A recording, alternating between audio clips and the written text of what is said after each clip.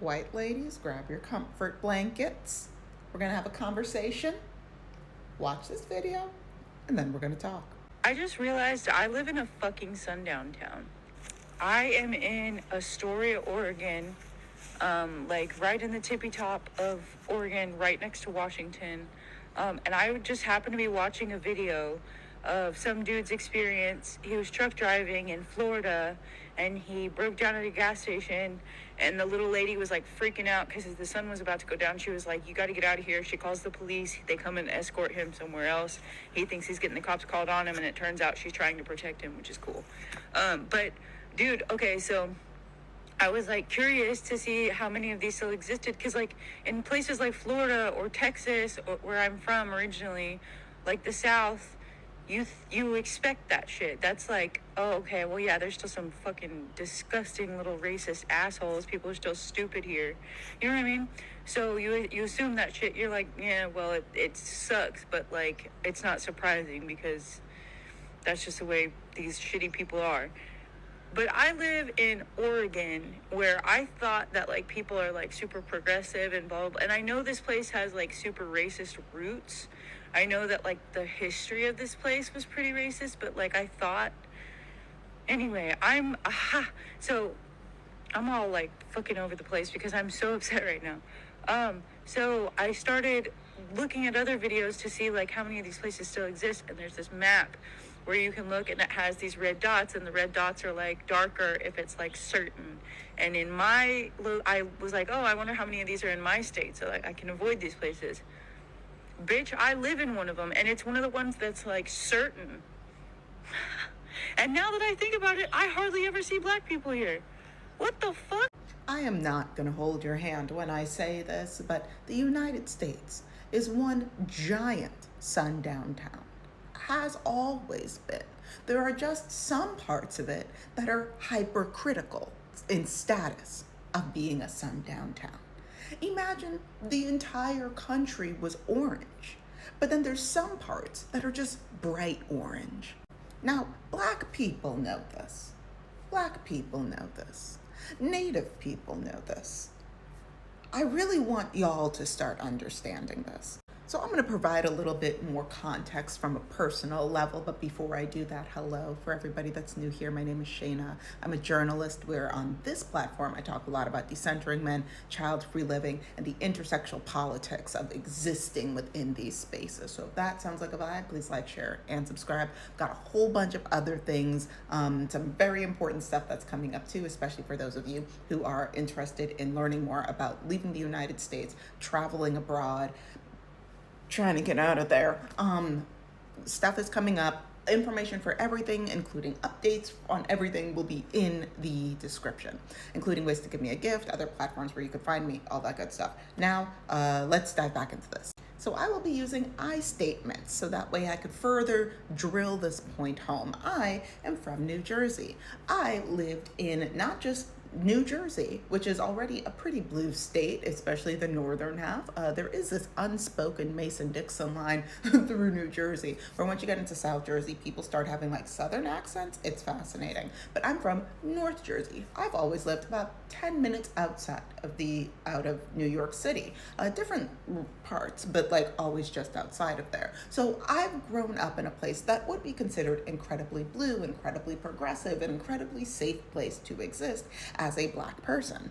This part of New Jersey also has a history of institutionalized violence against not just black people, but also people who stood up for black people, like an abolitionist. I'm going to give a little bit more context. We're going to talk about this specific lynching. We're going to briefly talk about the lynching of Mingo Jack. Mingo Jack was a black man who was lynched in New Jersey. I will be getting even more specific about the part of New Jersey because that is very important. This is an illustration of him, of his family, of the job that he had, and you know what, let's just dive into Mingo. So in 1886, a white woman says that this is not like me saying, like, yes, believe women, but also there's other things that come into effect as when it comes to racial relations. So a lady is allegedly raped, and she says that a black man did it, and then they go and She's like, it was this guy. It was Mingo. Mingo is a 66-year-old, 120-pound former jockey. Let it be known, I am 130 pounds. I weigh more than Mingo did. Now, Mingo was his nickname, but his official name was Samuel Johnson. But yeah, so we're just gonna fast forward through a whole lot of stuff because there's so much to cover in this video. So Mingo, wife, daughter, potential like other kids or grandkids, and yeah, he was snatched from the house, and then he was thrown into jail. And then later that evening, a mob of about 75 drunken, rageful racists said, you know what, let's go have some fun. So they go to the jailhouse. They try to shoot him through the window. They can't shoot him through the window. So what do? They bludgeon him. They beat him and they bludgeon him. And before they strung him up from the tree, he was already dead because of the amount of trauma and torture that they put that man through. So point number one, like, it's very nice that this is how they depicted him, but the reality of him is that he was a small man. His rib cage was about 53 inches. He was a very small man, and they beat him in the North, in the place where this is not supposed to happen. And I went to undergrad in West Long Branch, New Jersey. That is a 6-minute drive.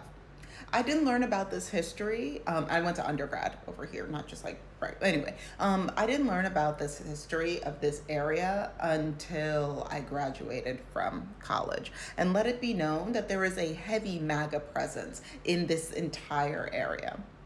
The history of this place is still very alive and prominent. But nobody knows about it because nobody wants to talk about it.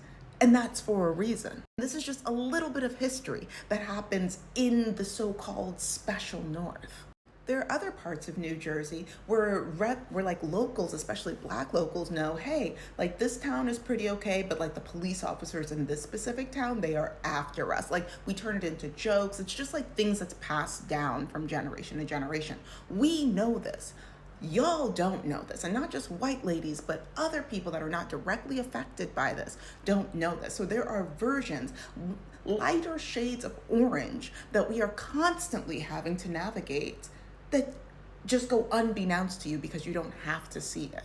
And for those of you who either don't necessarily care, or have family or friends or community members that don't necessarily care about the plights of other people that are far outside of their own, guess what? What happens to the most marginalized of us will eventually happen to all of us. And now you guys are experiencing a little bit about what we've been experiencing since we've been forcefully brought to this part of the world. What am I talking about? The erasure of history,